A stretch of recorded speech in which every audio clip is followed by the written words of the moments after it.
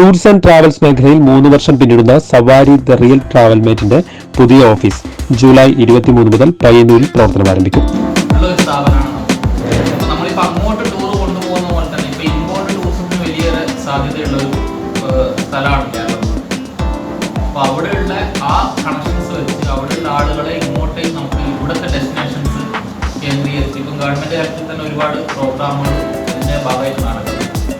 അതിനോടുള്ള ഒരു കൂടിച്ചേർന്നുകൊണ്ട് നമുക്ക് നമ്മുടെ കണക്ഷൻസ് വെച്ച് എത്ര വിദേശികളെ ഇങ്ങോട്ട് കൊണ്ടുവരാൻ പറ്റും.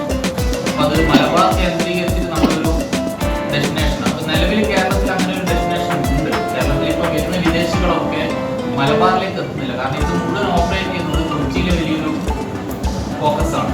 ടൂറിസം രംഗത്തുള്ള വലിയൊരു ഫോക്കസാണ് ഇതൊക്കെ മാനേജ് ചെയ്യുന്നത്. അതുകൊണ്ട് തന്നെ മലബാറിലേക്ക് വിദേശ ടൂറിസ്റ്റുകളുടെ എണ്ണം അവർ ഓപ്പറേഷൻ കുറച്ച് ഇങ്ങോട്ട് കുറവായതുകൊണ്ട് എത്തുന്നത് വളരെ കുറവാണ്.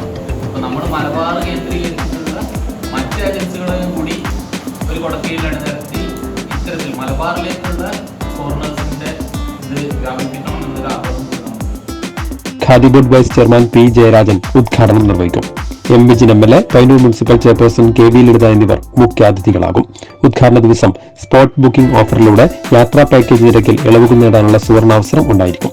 അന്നേ ദിവസം ലക്കി ഡ്രോയിലൂടെ തെരഞ്ഞെടുക്കുന്ന ഒരു ഭാഗ്യശാലിക്ക് സൗജന്യ വിദേശയാത്രയും സമ്മാനമായി നേടാം. വാർത്താ സമ്മേളനത്തിൽ managing partner CS Julie, MV Sreeraj, P വിജിൽദാസ്, O Vivek തുടങ്ങിയവർ സംബന്ധിച്ചു.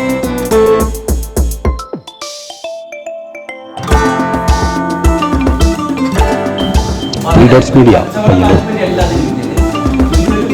സാധാരണക്കാർക്ക് ഒരു ഫ്ലൈറ്റ് കയറുക എന്നുള്ളൊരു ആഗ്രഹത്തിന്റെ പിന്നിൽ ഒട്ടനവധി ഈ വിമാനയാത്രകൾ കൊച്ചിയിലേക്ക് ഒരു ദിവസത്തെ യാത്ര